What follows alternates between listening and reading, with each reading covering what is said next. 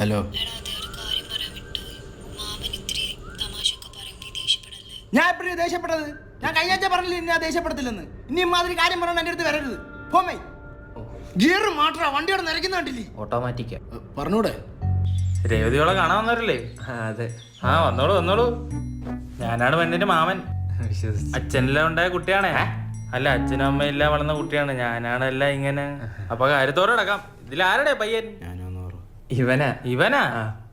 അയ്യേ, ഞാൻ വിചാരിച്ചൊരു 6 പൊക്കം കാണുന്നു. ഇത് വലിക്കണമല്ലേ കിടന്ന്?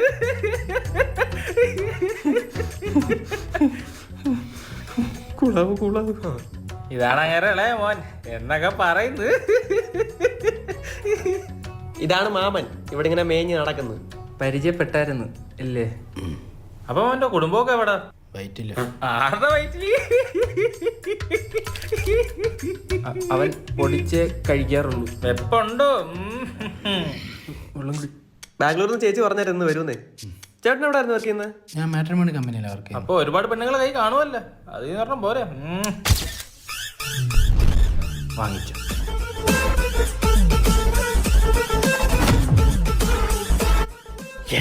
ഞാൻ ജനിച്ച അന്ന് തൊട്ട് ഒരെണ്ണം കൊടുക്കണമെന്ന് പറഞ്ഞിരുന്നേ. എന്റെ പെങ്ങള അളിയനെ തന്നെ. ശരിയാമ്മ, ടേക്ക് കെയർ.